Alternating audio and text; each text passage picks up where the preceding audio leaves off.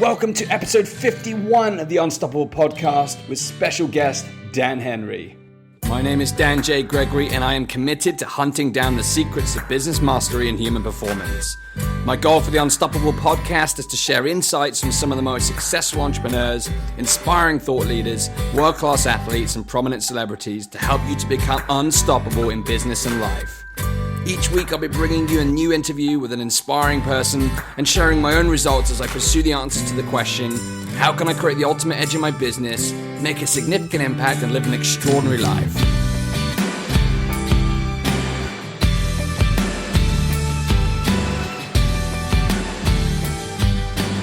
Welcome to episode 51 of the Unstoppable Podcast. We're over the line and marching towards episode 100. On Monday, I celebrated the 50th episode of the Unstoppable Podcast by sharing my top 50 unique lessons since the beginning of the show, one from each episode so far. So if you're a new listener to the show or you've missed a few on the way, it's a great way to recap all of the episodes so far in a 30-minute highlights reel.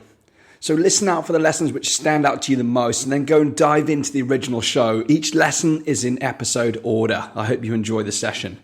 Last Thursday, I brought you the magical Miss Mandy Morris, where we had an incredibly deep conversation about mastering your emotions and creating lasting change. It really is an episode that's difficult to put into words because it is an experience. You must check it out. Trust me, it is a life-changing episode. Now, today I've got another great guest for you, and I recorded the show live on Facebook, so you'll notice some of the audience interaction. I'm actually really excited about doing more of these live interviews and getting the listeners involved. So I'd love to hear about what you think about these live shows, but I will give you a quick warning about today. This show is the usual 1-hour interview, but we did a live Q&A at the end of the interview, so I've actually included that for you too at the end of this episode, so it's a little bit longer. Our special guest today is Dan Henry, who has achieved so much at such a young age, and he is someone who has inspired me to work harder and faster than ever before. Because despite almost no history of entrepreneurship in my family, I actually believe that I have business in my blood. However, I didn't start my own entrepreneurial journey until I was coming up to 30 years old, and even then I spent way too much time dabbling rather than committing, so now I'm focused on reversing time by going at it so intensely that I make up for lost time now.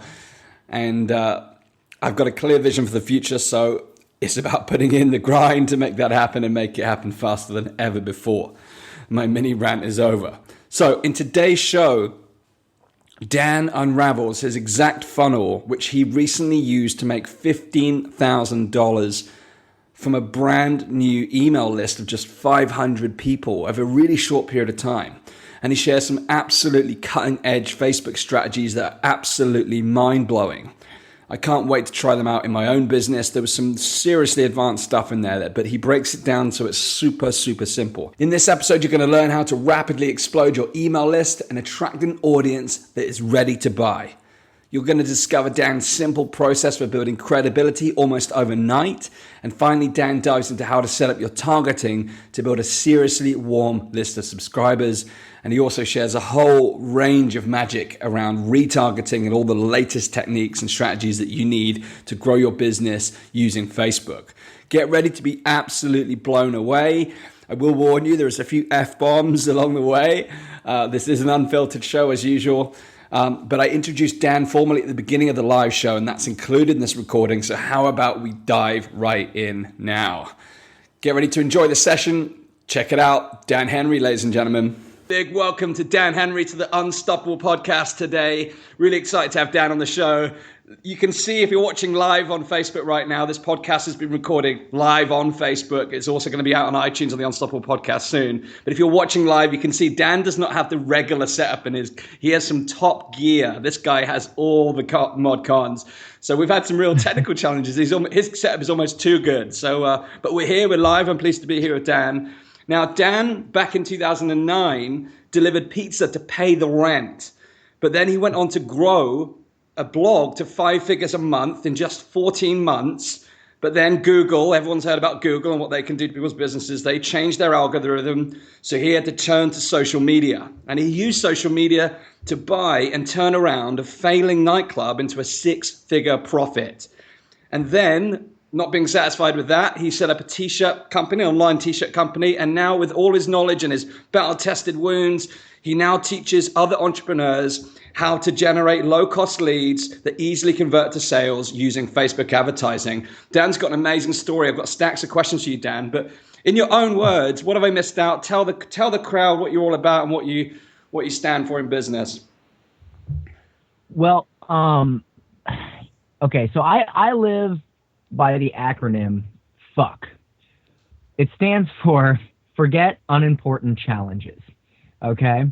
I stand for getting the job done and not worrying about extraneous shit that doesn't matter. When I started, I worried about a lot of that stuff. And yes, I had a $30,000 a month blog, when I was a pizza boy, and that was a great win for me. But I relied on Google. And that went south, as we all know.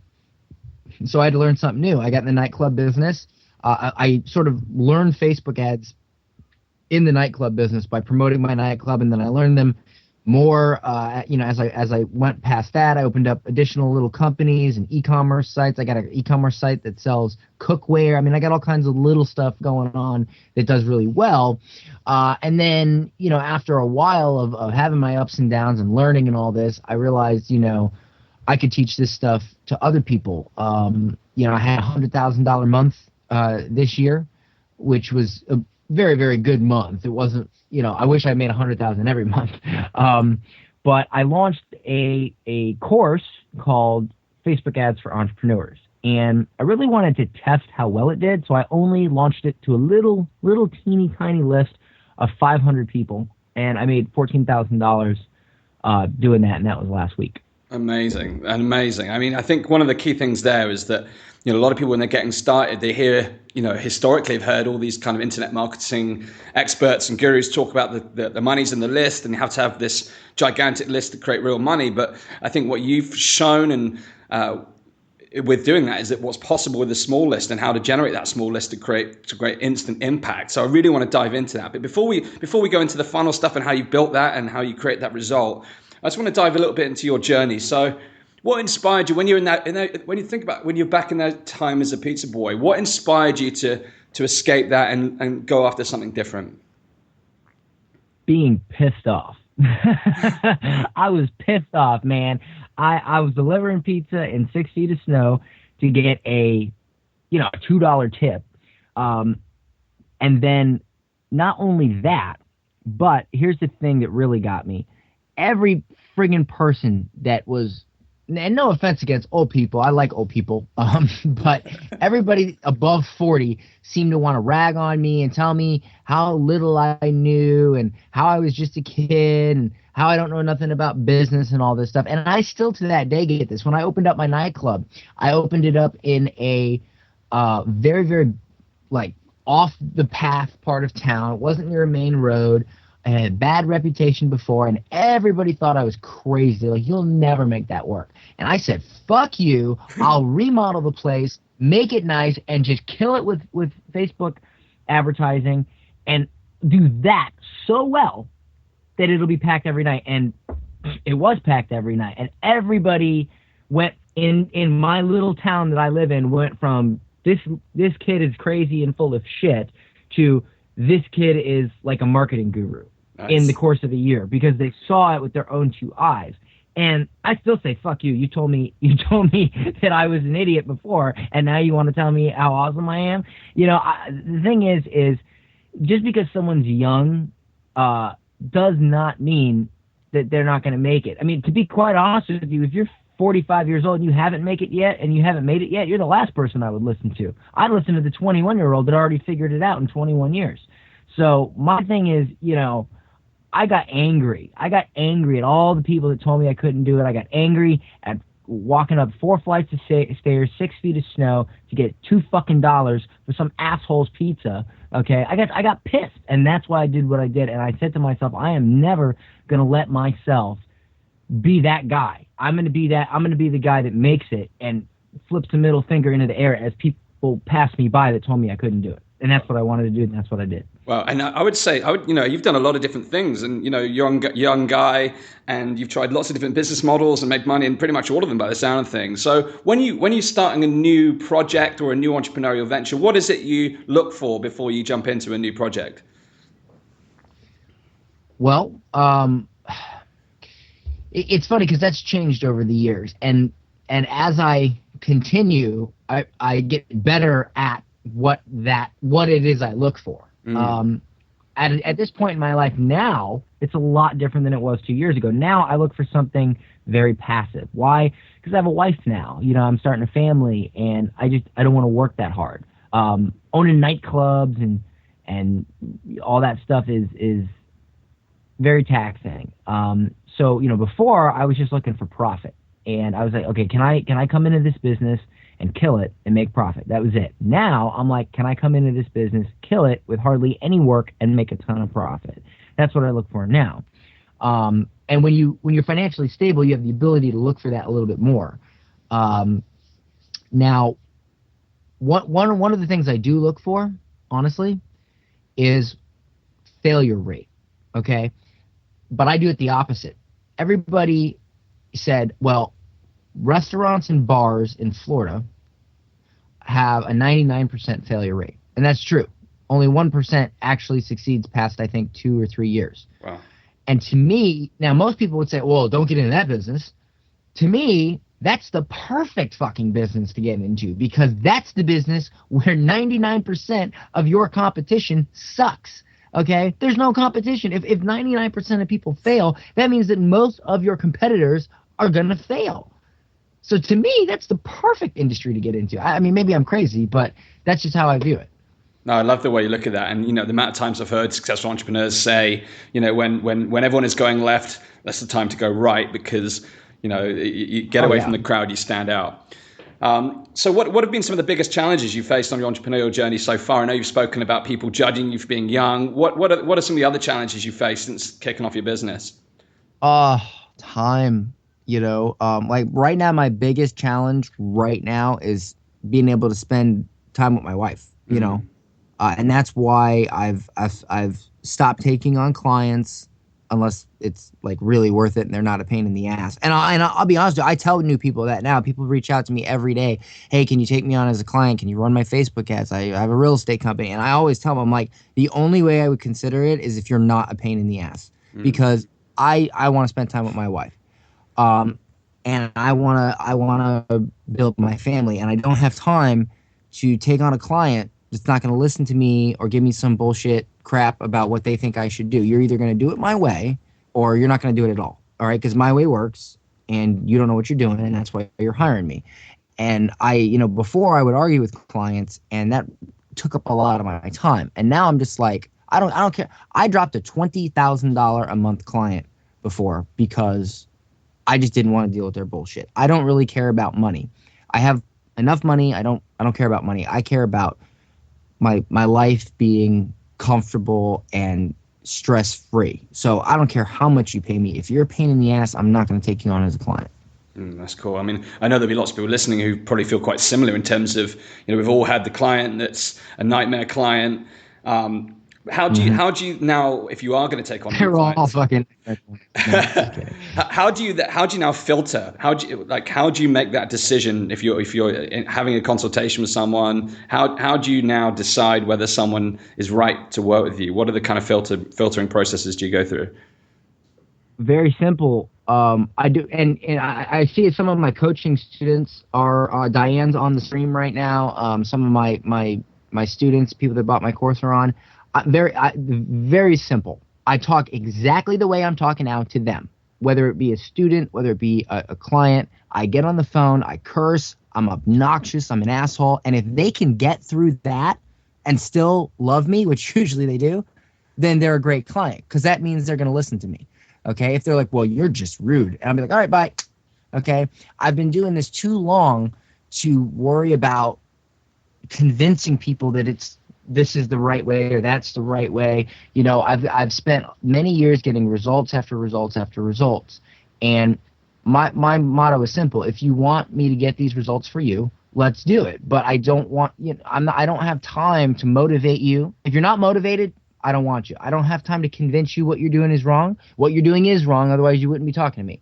Let's just get to work. Let's get to work. That's my motto, basically.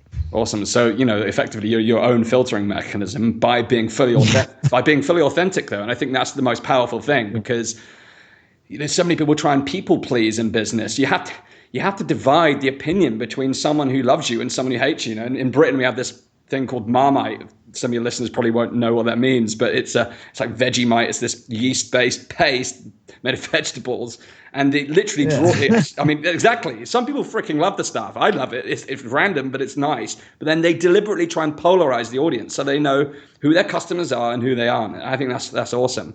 So, what has been your kind of proudest moment since starting your entrepreneurial journey and leaving that pizza world behind and doing everything you've done so far? What's really stood out for you as the highlight? Well, I wish I could say it's making this much money in a week or making that much money in a month or making this much money all at once. But honestly, and I thought it would be, and you think that when you get started, you're like, I want to make $10,000 this month. And then you make it and you're like, okay, I want to make $10,000 this week. And then you make it and you're like, okay, I want to make $100,000 this month. And then you make it. Well, what's next? What am I going to do? Make $20 million in a week? I mean, it just keeps going. So honestly, the most proud moments I've had are not when I succeed, but when I teach someone something and they succeed, even if it's a small win. One of my clients she did a course launch and she made $35,000 on her course launch. She just launched again, and I refined her whole launch sequence. And she's made $15,000 within the first, I think, 48 hours now. Wow. So that right there, and I don't get none of that money. I mean, she pays me obviously for my mentorship and or my course or whatever, but it's nowhere near what she's making. But seeing that happen and seeing someone benefit from me teaching it, because it's very easy for me to succeed. I'm very good at what I do, but for me to be able to put that in someone else's brain and make it work in their brain, that is the challenge. That is the biggest challenge. And when I see that work and I see somebody succeed, that to me is my proudest moment. Wow, I will have some questions on that coming back. That's really powerful again, because it's all about how you can help other people succeed, and that's where you get the pride from. So what drives you now? You talked about the initial drive being the anger and the frustration. What drives you right now to do what you're doing right now? Now, the anger's gone, though I'm still sassy. I just think back to the anger. I would say what drives me now is more just the general sense of accomplishment. Like, I've been interviewed on some local CBS, ABC, CW affiliates. I was interviewed by Lead Pages as a Facebook ads expert for my real estate campaign I ran, where I spent $441 in ads and did $900,000 in real estate sales. So I've been getting a lot of media attention, and that's been fulfilling for me. I guess what I really want to do is accomplish something, and I don't know, maybe be interviewed by Forbes or something. I want to get to that level to where I can be interviewed by Forbes. And then, probably when I'm 50 years old, I want to do some charity thing and be known for that. I don't know. I guess I just want to keep ascending the ladder. And, the ladder doesn't end at making a bunch of money. That's where the ladder begins, because if I was just going to be a total prick my whole life and ignore everyone, I'd be making $1 million a year right now, easy. But I have a wife, I have my family, I have parents, I have friends, and you can't, so what I'm working on now is taking my ability to do that grind that I put out and streamlining it and condensing it and making it easier to do what I do with less time and effort. So that's really what drives me now is figuring that out. Cool. And before we go into your launch, I just want to dive into that for a moment, because I know one of the biggest challenge people face is that speed of execution. And when I first started reading your bio and you've done this, he's done this, and like this short amount of years, I was like, how the hell does this guy execute so fast? So to me, it took forever. Everybody says, how do I do stuff so fast? To me, it takes forever. Just a lot of coffee then. But I think I read somewhere that I think it said that you're addicted to learning. You're always learning new stuff. But there's a lot of people out there who are addicted to learning, and they're really addicted to learning. I've worked with people who have taken course after course after course after course, and they never do. And so, what advice would you give to someone listening to this show now who perhaps finds themselves in learning mode and they're not executing, they're not getting the results, they're not taking the action? Because obviously, you're someone who does learn, but then you go out there and you implement and you take real quick action. So what advice would you give to someone who perhaps is stuck in that mode? If you're buying course after course after course and you're not getting results or you're not implementing, then one of two things is happening. Either you just happen to be choosing shitty course after shitty course after shitty course. You would think just by sheer chance you'd pick a good one. Or you really just don't want to work. You just want to take a course and think that somehow you'll find the magic sauce. Let me tell you this, all right? At the end of the day, there's one thing that will serve you better than any course, any Facebook ads training, any sales training. One single characteristic that will take you further than any of those things. And if you have that training and this, then you're going to be golden. And that's charisma. Okay? That's fucking charisma. I can create a Facebook ad for a dentist, but if he has no fucking charisma, he's not going to do as well as the guy with charisma. All right? Like, for instance, some of my students are running Facebook ads for clients, all right? Local clients. They'll create 2 campaigns. One will be a dentist on camera talking about his special, we'll give you a free teeth cleaning, get you whatever. The other guy's doing the same thing. One guy will have charisma. The other guy won't. He'll be like, would you like to come into JB Dental and get a free cleaning? And he has no fucking charisma, all right?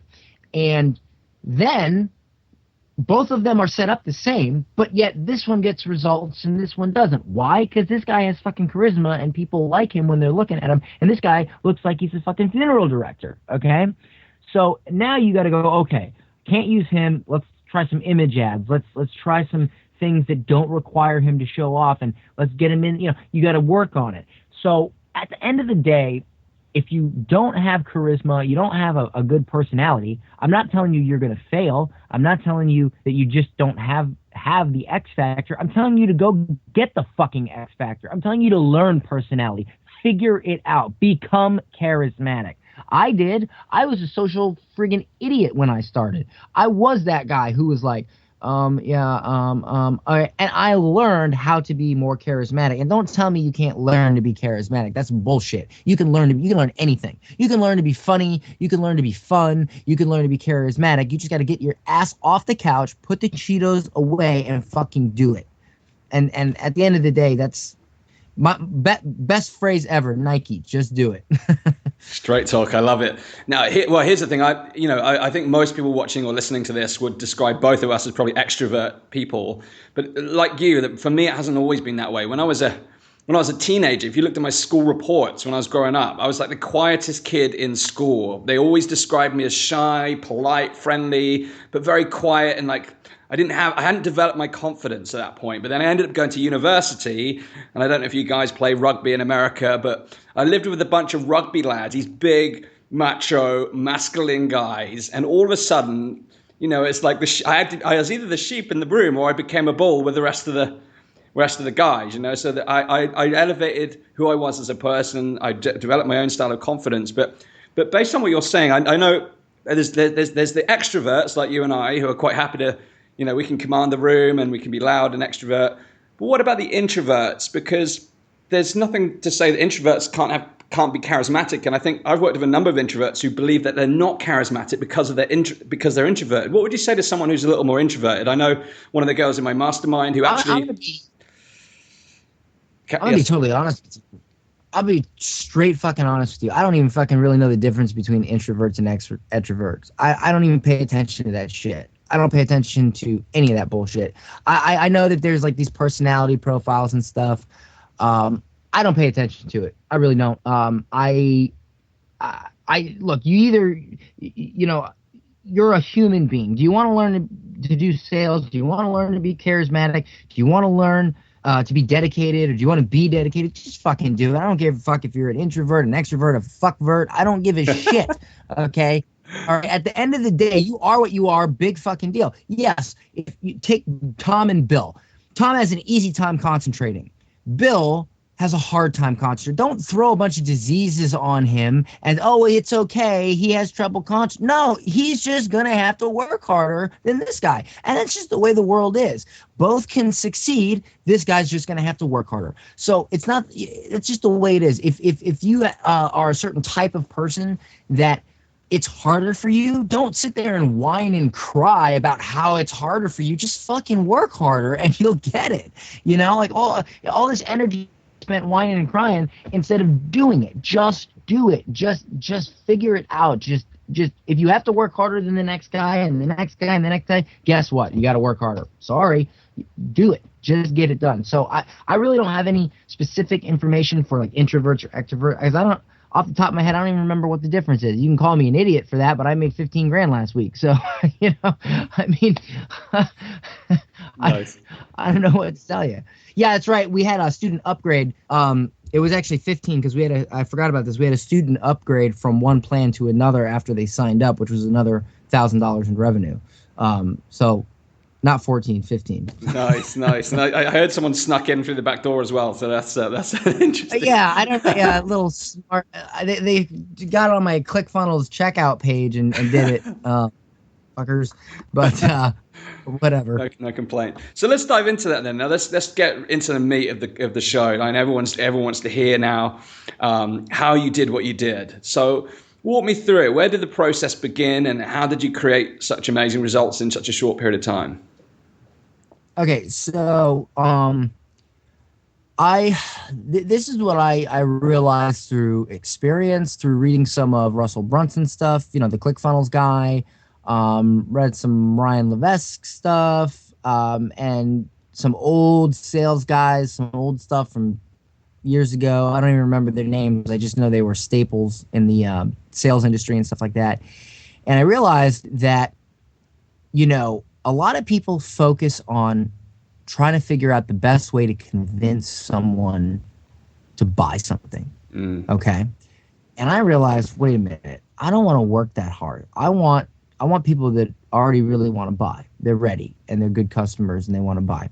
So what I did was I decided, instead of trying to take them through this little 1 week product launch sequence or whatever, that I would build value with them over several weeks, make them a fan of mine, then take them through a product launch sequence and sell the course. And that's how I made that much money off of only 500 subscribers. I got them on my list through a variety of ways. There were some webinars, there were some free cheat sheets, stuff like that, ran some, you know, ads for that. And I gave away a lot of great value. And then I realized, listen, I need to have credibility. And I tell people this. I say, if you don't have credibility, don't try to sell. Go get it. You know, so I was like, okay, I got amazing results. I got an amazing story, but it's not really known. So what do? I go and I hire a publicist, Heather DeSantis, who is a great publicist. She's awesome. So she gets me on all these TVs and interviews and radio and national publications to talk about my story. Boom. Now my credibility is there. So what I did was I took every TV interview I did and I made a video out of it. Okay. And I retargeted. I set up a custom audience, people that were on my list. I retargeted my email list and I only showed these videos to my email list. So what happens? They join my email list. They get this free cheat sheet and they're like, okay, this is pretty good info.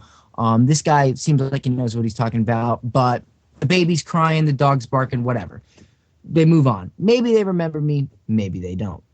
But a few days later, they see in their feed me on TV talking about Facebook ads. And then a few days later, they see another video of me talking about Facebook ads on another TV station. And then they see a Lead Pages article where I got interviewed. And then they see another TV interview. And then they see a radio interview. And then they see a video of me going to a radio and getting interviewed. And then so all of this credibility gets shoved in their face over a couple weeks. And by the end of that couple weeks, they're like, Well, Dan Henry's legit. I know. I'm warm. I'm used to him. I've seen his face, and people tell me that I see you everywhere. That's the biggest thing I hear. I see you everywhere. I see you everywhere. Okay, boom. Now I send 6 emails. I send a 6 email sequence where I talk about the pain, I talk about where they want to be, and I talk about how I got there. I take them through this email sequence. I give them 2 training videos. I gave them the rule of 10, which was the rule of 10 was my whole view on how Facebook ads work. And then I give them my number 1 targeting trick, and I call it the Jedi targeting trick, and that was a video. Okay. So first, they've got credibility video after credibility video first.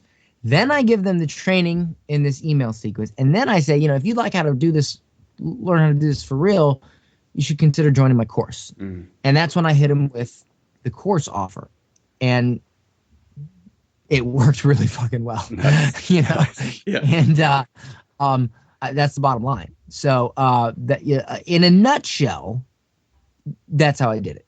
Wow. So just going to pause for a second. For the people who are watching this live on the live feed, if you have any specific questions about what we're talking about today, do put them in the comments. We're going to be checking over the comments at the end of this podcast interview.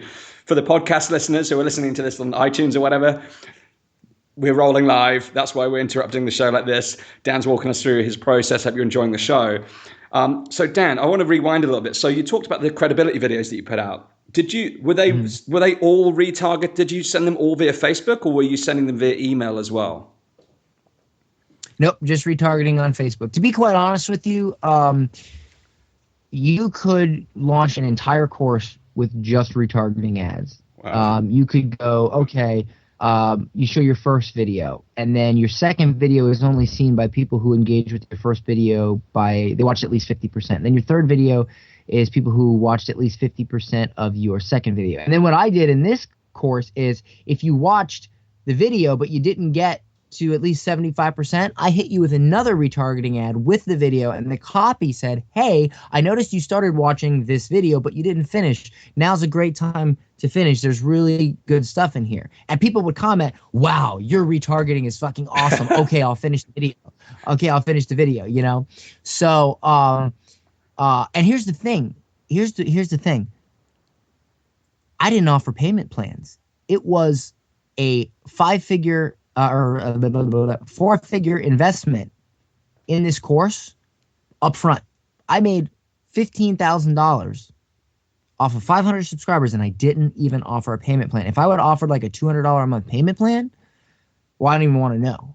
But to be quite honest with you, this course was not meant to make a bunch of money.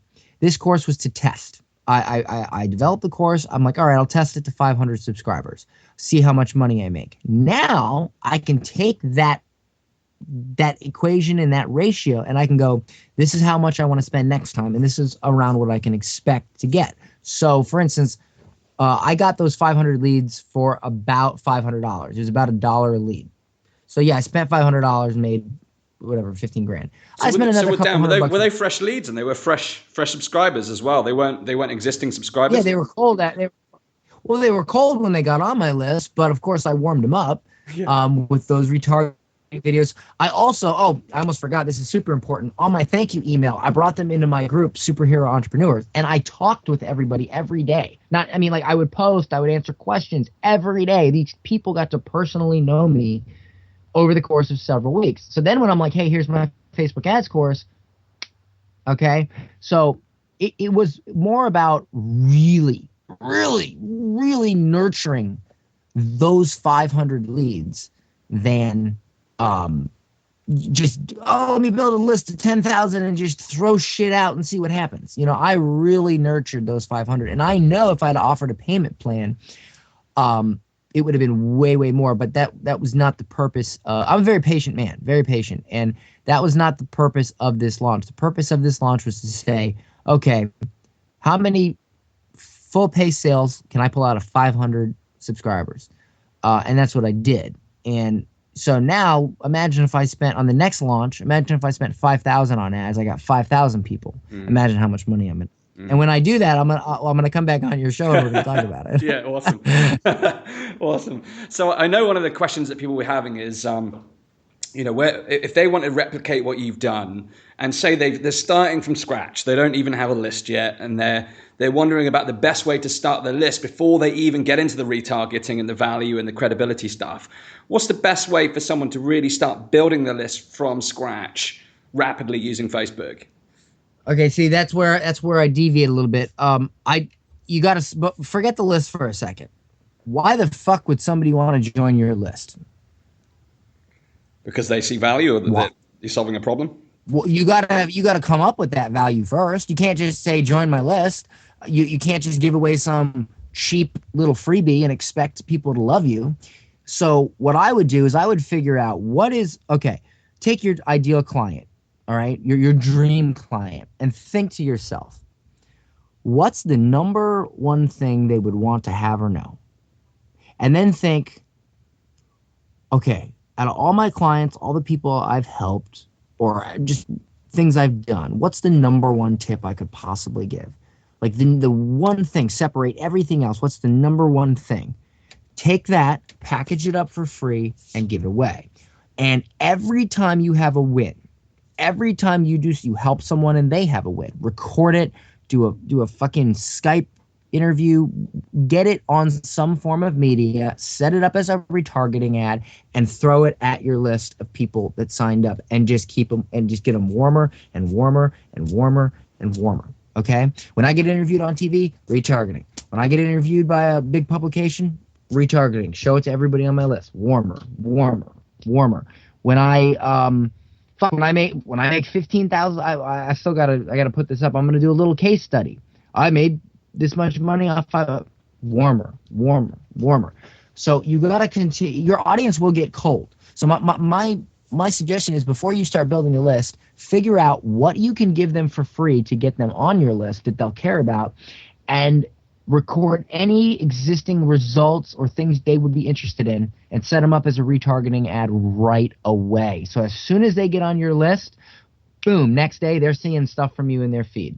And you will grow your list super quick that way, because the people that get on your list will sit there and tell other people, and it'll grow. And it's not about how big your list is. It's about the quality of your list. People say, oh, you got to have at least 2,000 subscribers. I did 15 grand off 500. What do you mean I got to have 2,000 subscribers? Now I had another 500 subscribers from a little blog launch I did before, but I didn't include them in this. They might have saw some stuff from it, but none of them bought, and it wasn't, that it wasn't for them. It was for entrepreneurs. It's called the course is called Facebook Ads for Entrepreneurs. So, that's how I did it, and that's what I would suggest for people building a list. That's some super powerful advice, and I guess it naturally leads to the next question. When you're talking about, like, this product is for entrepreneurs, so someone's figured out their number one problem that they're going to solve, their value, that solution they're going to offer. How do they then find the right audience for that particular solution? They can see in their minds who they want to help, right? They can visualize Bob or Jill, who they want to help, the type of person they want to help, the type of business they're in, or the type of job they have. How do they then use Facebook to reach the exact audience that would be relevant for the problem they're trying to solve? Well, think about it this way. All right, let's say you're a health coach, right? Let's say you're a personal trainer and you're local. You're in New York City, all right? And you want personal training clients. Okay, so you come up with something that your clients would want to know. Like, for instance, the ultimate guide to staying fit in New York, or a free video on how to continue losing weight in New York's winter, or something like that. You give it away for free. You get them on your list. Boom! You hit them with retargeting ads, health tips, this, that, the other thing, how to do this exercise, how to do that. You stay in their face. And then you're like, hey, you want to schedule a free coaching call with me, or want to come to my studio and try out a personal training session? So by the time they get to your studio to try out their free personal training session, they're not just coming in, because, oh, it's a free personal training session. They're coming in because at this point they're like a raving fucking fan of yours. Mm-hmm. Okay. And the quality is going to be much, much higher. And you can target people who like, for instance, what do people that want to lose weight like, but they don't necessarily would like other things. Like, for instance, if you like powerlifting or bodybuilding magazines or something like that, you probably already work out. However, if you like Celebrity Fit Club or Jillian Michaels or Tybo, Billy Blanks, you might be the guy that wants to work out but doesn't. But if you target people who like that stuff and don't like bodybuilding magazines and stuff like that, you narrow it, you exclude people that like that stuff, and you include people that like this stuff, most likely you're going to get a bunch of New Yorkers that want to work out but are too fucking lazy and they need a personal trainer, and that's who you market to. Very smart, very smart. So what kind of, I know having watched the 10-part series myself, and I think I was one of those people actually messaged you about how good the retargeting was. I was sat there in the gym in between the sets, and I get this video pop up saying, "You haven't watched all of this yet." I'm like, dude, I'm in the freaking gym. I've just done 60, I've just done 10 reps of this.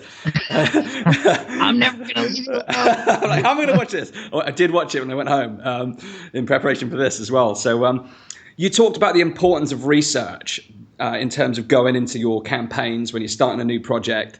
What kind of research would you do before kicking off a campaign?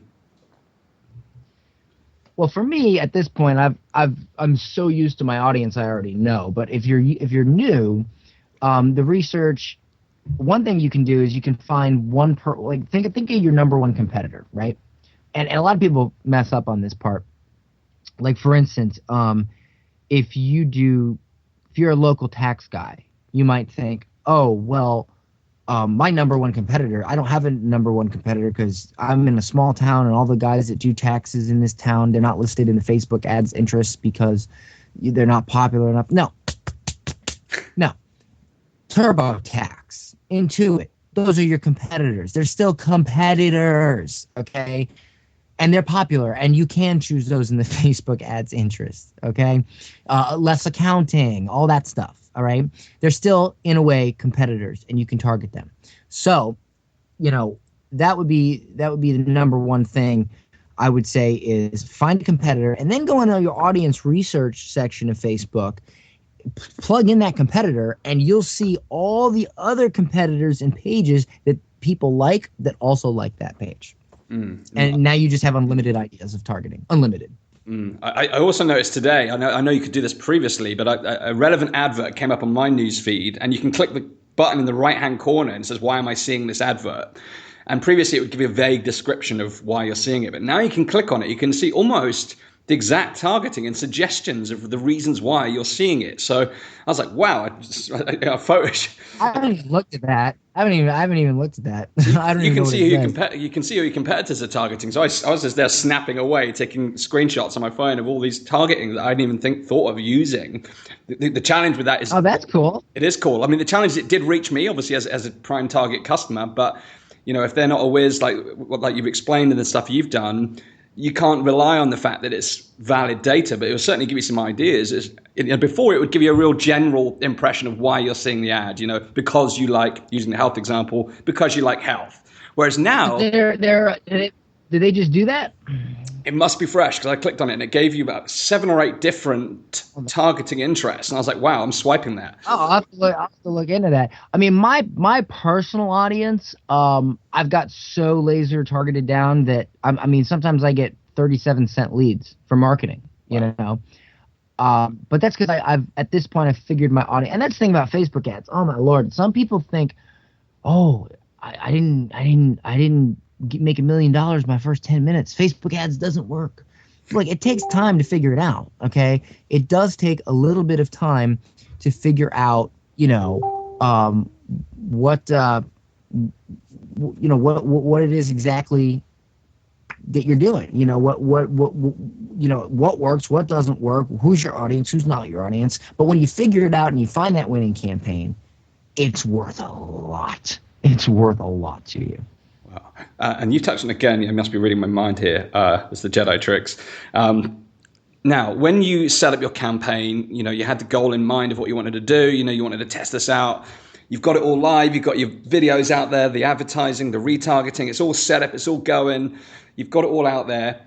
What are you doing in terms of the dashboard? You know, you've got your Facebook ads manager, you've got the power editor, you're looking at the stats. What stats are you looking at? You know, as that campaign was running out, what were you looking for in your dashboard? What were the key measurements that you wanted to pay attention to? Well, I only pay attention to conversions. Okay. I don't set my campaigns up for clicks. I set them up for conversions, and I look at the conversion numbers. How much money am I spending per conversion? That's all I really care about. I don't care about clicks or any of that stuff.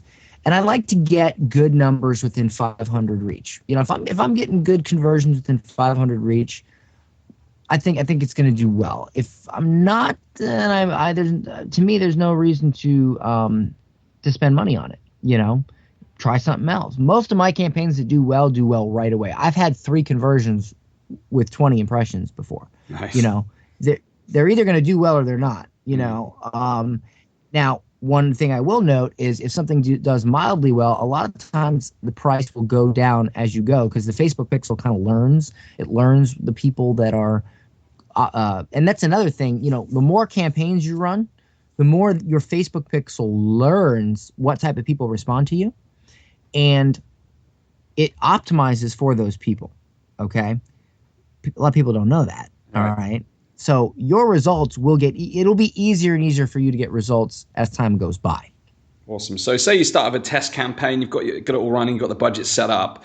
How do you then, once you've hit that sweet spot, you found that key audience that's working well for you, can you then just double the budget or 10x the budget? How do you then scale up? Okay. All right. This goes back to what I was saying. If you have a winning campaign, you just double the budget. Your Facebook's going to freak out because Facebook is slowly learning and figuring out the best people, the best people to target. So if you all of a sudden up it, they freak out. So I like to up it, you know, very, very gradually, like probably like 25% at a time. All right. Because if you up it too quickly, your cost per conversion will go up. It'll eventually go back down, but why waste the money? You know, why waste the money? Amazing. So we've talked about your campaign and the amazing results you've got with this new launch. What's coming up next for you, Dan? Well, right now, this is my goal. My goal is to take the existing students that signed up, work tirelessly with them, make sure they get results, and then showcase those results and sell a shit ton more courses. Nice. Yeah, I can imagine I'll be seeing a few adverts coming across my way of stories of the successes they've had from this current enrollment. Yeah. Well, I already have success stories from students from the very, very, very, very first launch, that was only a launch to like 80 people. That was like real tiny. I did the same concept, but real small launch. I'm noticing the people that like the one girl that's having the most success is a course, because she follows my exact course launch sequence, which I, kind of went through a little bit with you.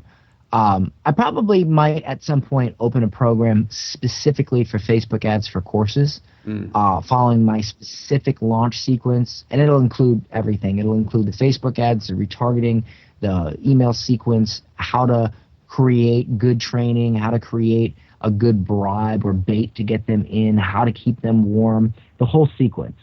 Basically everything I did, broken down step by step, that I did with my list of 500 to make what I made. I'll probably create something specifically for that because, in my current group, there's a lot of people trying to do very different things with Facebook ads. Some people are trying to run them for clients. Some people are trying to do courses. Some people are trying to do product launches and sell business services and sell web design services. So there's a lot of it's a lot of variable, and I'm helping everybody. But I think in the next one, I might narrow it down a little bit, and I'm either going to do a course launch type of thing, or one specifically on how to get local Facebook ads clients. Because my first month with Facebook ads clients, I made $10,000 that month.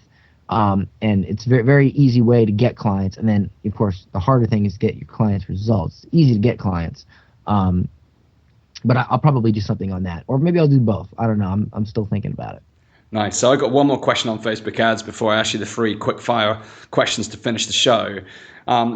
For someone who's selling a really high-ticket item, 10, 20, 50K, 100K, is the formula different for someone selling those high-end programs if they're saying, say, a high-ticket mastermind or something like that? What would be like the number one thing people would need to do differently?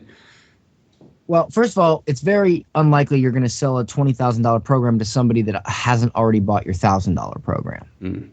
Okay, all right, that's key. You gotta build the ladder of value. You gotta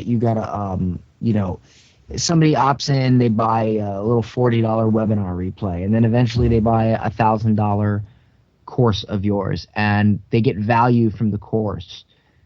You continue to bring value to them, and then a few weeks later they're like, or a few months later even, they're like, you know what, I've learned so much from this person, it's been so great, I should get in their big program, or I should go to their mastermind. I'll give you an example. I'm doing a $20,000 group buy in my course right now, and all the people that are interested are people from the last launch. Okay, I haven't really seen a lot of people from this launch want to get into it, but the people from last launch that I've already been helping for a couple months, they're like gung-ho. They're like, where's it at? Let's do it. Da-da-da-da-da. So if you think you're going to sell, I'm not saying you can't sell a $20,000 program cold, but I think you got to sell them stuff before that. You got to prove yourself. You got to sell them $1,000 program or a $500 program or something, and prove to them that you can help them, and then you can sell a $20,000 program. It's an upsell, you know. And I would also question that if you're selling a $20,000 program and you don't know that, why the fuck are you selling a $20,000 program? Yeah. Something's wrong here. So that's what the guy from ClickFunnels does, Russell Brunson. That's pretty much what all the gurus do. I mean, that's exactly what they do. I do it and it works. So. Awesome. So I've got 3 final quick-fire questions to complete the show. For the listeners who are on live, if you want to get your questions answered based on what we've talked about today, you've got a question for Dan, do put them in the comments right now. We'll be having a little scan of those right after the show. So I've got 3 quick-fire questions for you, Dan, to complete the Unstoppable podcast session. So the first one is, if you were able to go back and talk to your younger self when you were just starting out, what would be the number one piece of advice you would give your younger self if you could do that? Number one piece of advice, don't worry about dumb shit. I teach them the fuck method. Forget unimportant challenges. All right, for instance, I worked my ass off to build a blog that made $30,000 a month. I didn't have to do that. You don't even need a website to do. Look at my website. It's just a couple pages to talk about who I am. That's it. Everything else is email. Everything else is my Facebook group. It's all that. I would say focus. It doesn't matter what medium you use. It doesn't matter. As long as you're building value to people and you're keeping them engaged, you can sell them something, because you got to prove yourself to them. It doesn't matter if it's a blog. And blogs take a lot of work. You got to get traffic and all this stuff. Paid traffic to me is the best, because paid traffic, it costs you money, but it's actually cheaper. I'd rather spend $2 or $3 per email. I mean, in my case now I'm down to below $1, but still I'd rather spend $2 or $3 per email than sitting there countless hours emailing other bloggers like, hey, check out my post. Fuck that. I'll just pay for it. And I don't have the money to pay for it. Well, then go get a second fucking job. Imagine this for a second. Really imagine this. Let's say you really want to be a fucking entrepreneur. You got a regular job. You're working on your blog, and you're spending 20 hours a week on your blog, okay? And I'm not saying there's anything wrong with blogs, but for me personally, I wouldn't do it in today's day and age. It's unnecessary. So you're spending 20, 30 hours a week extra on your blog. I would get a part-time job making a couple extra $100 a week in those 20 hours, and I would spend it on paid fucking traffic and call it a day. And then I don't got to rack my brain over blogging, okay? So I would probably say the number one thing I would say is get your offer, everything down, build value, and focus on paid traffic. Nice. Great advice as well. The second question is, what is the most powerful or impactful business book that you've ever read that's made a real difference for you? The most powerful business book? Is that what you said? Yeah, man. Yep. Okay, hang on. I'll show it to you right now. Awesome.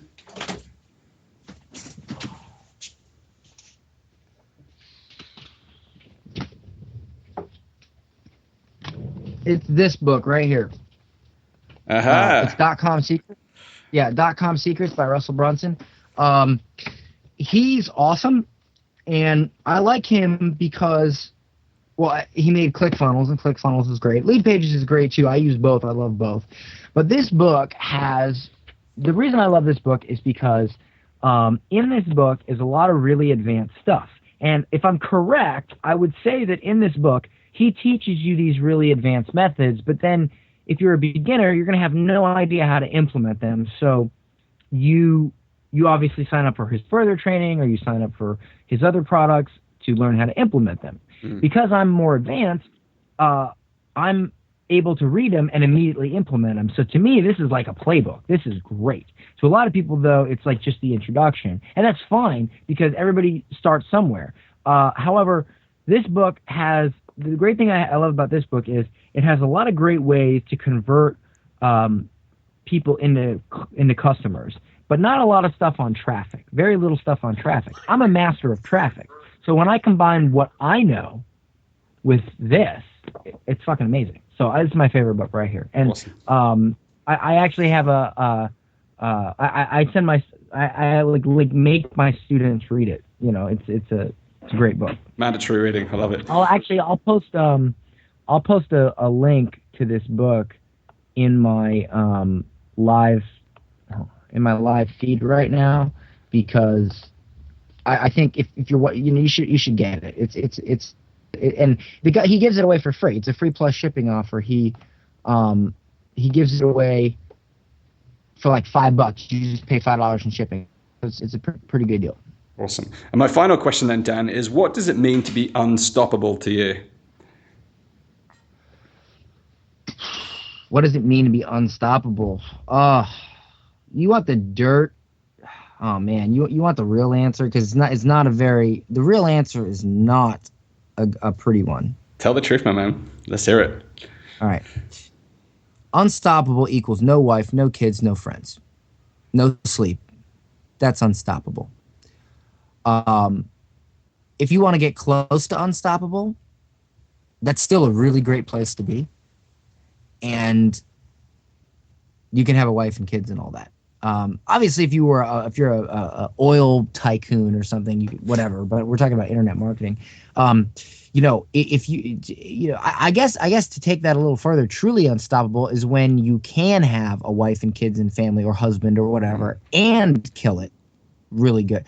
Which I'm not at that point yet. I'm at the point where I'm killing it, but I'm really struggling to have a family life. And I don't. It's really because I'm so addicted to learning and implementing that. I'm supposed to. I made this deal with my wife that I would stop working at 7 p.m. every night, and at 7:01 I'm like, oh shit, I should have done this, should have done that, and so it's on my mind. So to me, I'm not unstoppable, because unstoppable to me is not just making money, it's being able to make money and have a family life. Or if you have no family life, well, then you will be unstoppable, because there's nothing to distract you. So to me, unstoppable means doing what I do, or doing what any of these guys that are killing it does, making $1 million a year or whatever it is, and still having a great family life. And I do not know too many millionaires that have a great family life. I know a lot of millionaires. I know a lot of them. And they either have a horrible life at home, or they cheat on their wives because they get crazy filled with money, or they don't spend time with their wives because they're too busy worrying about making that money, and vice versa for the wives and the husbands. I'm sure there's a lot of people out there that are the exact opposite, have a great family life and make a lot of money. And for those people, that's the people I would probably listen to or buy a product from, because yeah, that's my definition of unstoppable. Achieving what you want to achieve, and also achieving a great family life. That's probably what I would define it as. Nice. Well, you've given me some ideas, because the secret is out there, and a couple of my guests have talked about the concept of having it all and being able to have the financial freedom and the business growth and the family and the health and the whole lot. So there's some ideas for me there. Bring some more people on and talk about that, so we can all learn the secrets of how to do that. Dan, you've been amazing on the Unstoppable. Yeah, that's the one I want. Yeah, that's me too, man. All of us, it's a struggle for all of us. But you've been amazing on the show today. Thank you for unleashing your greatness. We do have a bunch of questions in the group if you're happy to take some. My live feed is weird, because when I do my live feed on my iPad, I can't see the questions until I end the feed. I can read them out. I've got them on my phone here if you want me to read a couple out. Yeah, no, that'd be great. Cool. So one of the questions is, how do you manage and keep track of all the campaigns, all the retargeting that needs to be done? I use the Power Editor. I ignore everything but the Power Editor. To me, the Power Editor is the easiest way to really keep it in track. I know a lot of people are scared of the Power Editor, but once you get used to it, it's you don't even want to use the regular thing. And Facebook changes the dashboard for the regular ads every 5 minutes. So it's like they haven't changed the Power Editor in like 2 years. So I like the Power Editor. Awesome. And JR was asked, JR Rivas, sorry, JR, if I've said your surname incorrect. What's the number? He's one of my students. Oh, awesome. Hey, JR. So how do you decide if someone's problem or pain point is strong enough that they're willing to pay to get rid of the problem? Okay, well, I like to do customer, and he knows this, and he ignored this at first, and now he's on board because he skipped it his first time and he failed. You got to do customer research, okay? And I ask very specific questions to at least 12 people, and then what I do is I take those answers and I look at the common recurring answers. So if 3 or more people say this, I know that's important. Okay, I try to get the patterns across the board. In terms of wondering if it's important enough, you can tell that by how they feel about it and how they describe it. But my biggest thing is I do this customer research. I'll either ask people online, over the phone, or take them out to lunch. And I'll look for patterns. I'll look for people that say the same thing. But then there's also the common sense aspect. Like, for instance, weight loss. People want to lose weight. We already know that, But to drill that down, what specifically? Do they want to lose weight without feeling like a stick figure? Do they want to lose weight but not their curves? Do they want to lose weight but not muscle? That's where you drive it down a little bit more specific, and that's where you look at those patterns. Ask your existing audience questions. Like, I ask my existing audience questions about Facebook ads, and I find out things I didn't know about. Like, a lot of people were like, "Oh, I got to get my cost per click down. And I'm like, fuck your cost per click. I don't even worry about cost per click. It's about cost per conversions. So then I put more emphasis. I say, are you worrying about cost per click? Is that what's on your mind? Guess what? I made this much money doing this, and I didn't even look at cost per click. Let me show you why. And now I'm able to get in their head a little bit more and really drive home the points that matter to them. Cool. I'll ask you one more question. So what's the number one? I can't wait to hear the answer to this one. What's the number one thing that you disagree with most gurus on? Oh, it had to be JR that asked that. It had to be. Yeah. Oh man, do you have an hour? You have another 3 hours? Okay. Can I ask for gurus in general or gurus on Facebook ads? All right. You know what? I got it. All right. Facebook ads. Let me just say right now that at the end of the day, whether it's Facebook ads or AdWords or whatever, if you are an entertaining, charismatic person, you can set your Facebook ads up all fucked up and it'll still work to some degree. People like to be entertained. Here's a quote from Russell Brunson from this book, okay, from this .com secrets book. In the 1980s, the average attention span of an adult was 20 minutes. Why? Probably because we didn't have all this crazy Twitter and all this bullshit. In today's day and age, the average attention span of someone is 9 seconds. 9 seconds. So I can set a Facebook ad up. People say, oh, use this, use image, use video. Make sure you use video. Oh, make sure you use image. Oh, make sure you do this. Oh, make sure you set it to that. At the end of the day, that doesn't fucking matter. Okay? I mean, it matters if you want to optimize, but you could set your ad up perfectly, whether it's your Facebook ad, your AdWords ad, your blog post. And if you're a boring fucking person that nobody fucking wants to listen to, it ain't gonna fucking work. All right? If you don't capture them, all right, I'll give you an example. Hi, I'm Dr. Dave. I'd like to tell you about this new patient special that we're running today. Okay, but if I'm like, hey, Tampa, do you guys have trouble with back pain? It sucks, right? Well, that's why we're going to do something about it. $21 and you're going to get this, and that. It's a new patient special.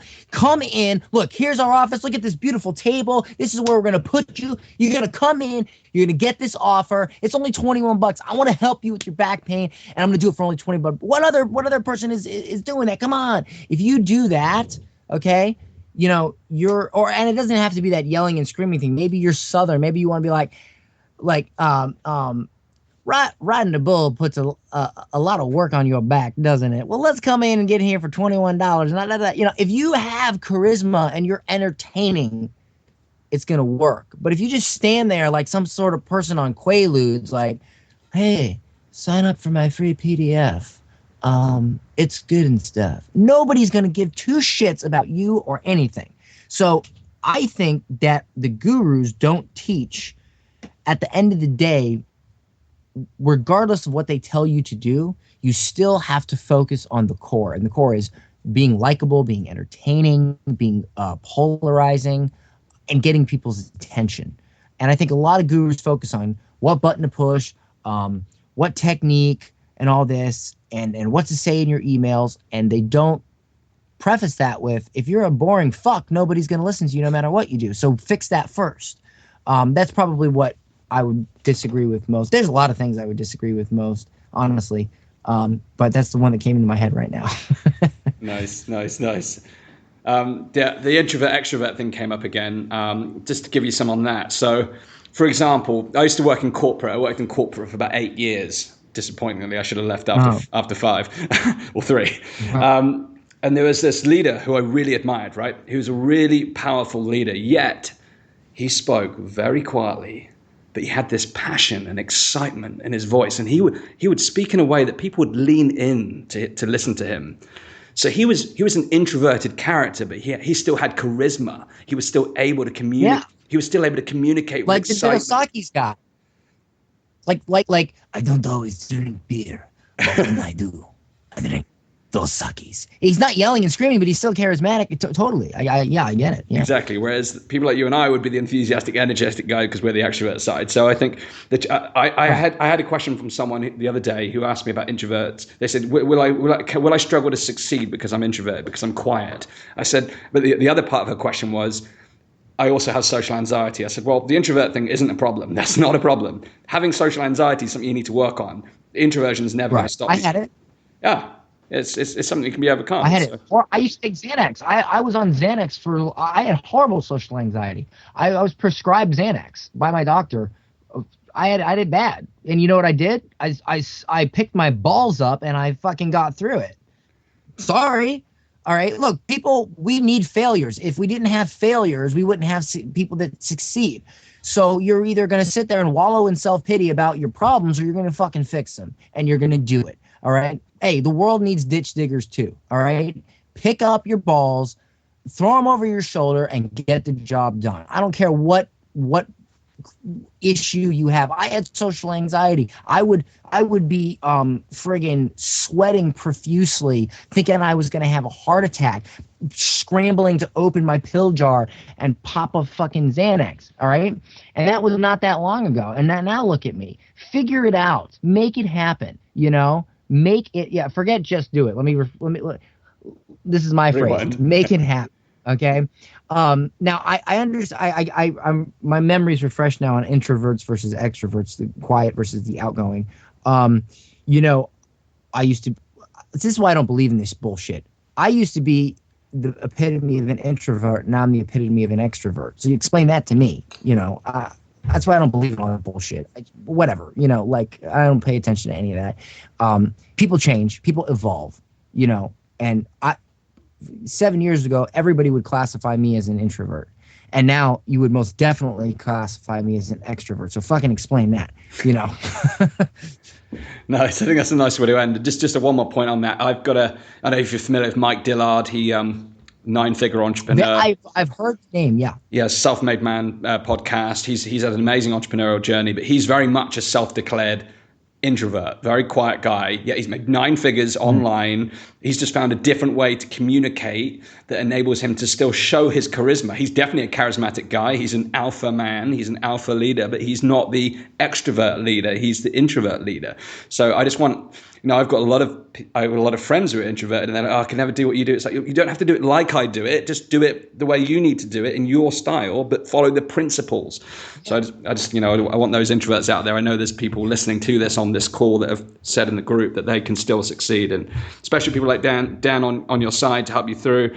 You're going to make it happen. So I think that's a nice place for us to end. Well, yeah. I agree with you. You got to figure out what works for you. You don't have to yell and scream. That's just how I do it. But I went from being that quiet guy to realizing that I needed to be the loud guy. And I don't know, introvert, extrovert, I don't know whatever made that happen. But, because I initially tried being that more cool guy, that slow talker guy, like I guess you would you would think an introvert would do. And I just felt very unauthentic, and I had a lot of anger inside me.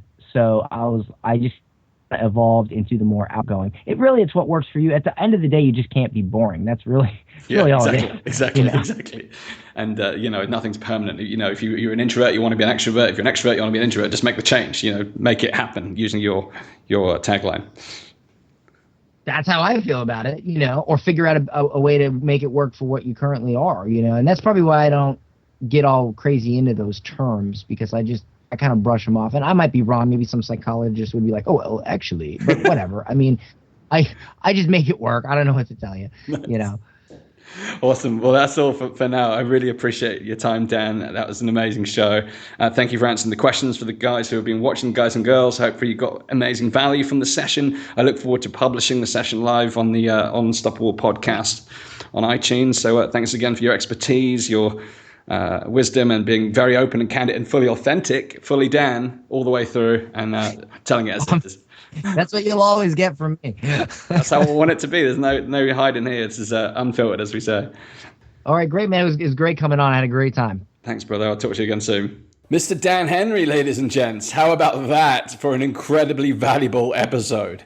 Dan shared a lot of golden strategies, which are actually taken directly from his $2,000 course. So I hope you are taking notes. I've been getting some great results recently using Facebook ads myself, but I love the sound of some of the stuff that Dan shared around using retargeting and video specifically. It's absolutely mind-blowing, and I cannot wait to start experimenting. Now, up until now, I've been sharing all of my own practical insights and key takeaways from the show in the debrief segment of my Monday episode, but from next week, I'll be sharing my insights directly on Facebook Live instead of on the podcast. The reason I'm going to do this is because I want to preserve Monday's show for sharing my own kick-ass content with you. Bringing A-class guests on a Thursday is a triple win. It's a win for you, a win for the guest and myself. But it's now time for me to expand on my own platform by sharing my material on a Monday, and I hope that is cool with you guys. So, be sure to like my Dan J. Gregory Facebook page. It's a relatively new page with only several hundred likes and only a little bit of content there at the moment. But I'm going to be using it daily from next week for live video. I want to be the podcaster who owns the live space. So come along and join the ride. See what I'm doing. Check it out. Follow my methods by liking my page, getting that additional content on Facebook Live by subscribing to my live feed. Be sure to check it out. It's going to be kicking off on Monday, daily episodes. Now, on the podcast, tune in on Monday to discover the revamped Monday show. It's going to be evolving every single week over the coming weeks as I seek to develop the show going forward. And then on Thursday next week, our guest is Stephanie Sheehan, who is going to be talking about the power of masterminding. A very relevant topic to me as I'm about to set up both a local and a global mastermind under the Unstoppable brand. So I look forward to serving you again next week at an even deeper level. I appreciate every one of you. Until next time, go out there, unleash your greatness, build your empire, and live your ultimate life. You are unstoppable.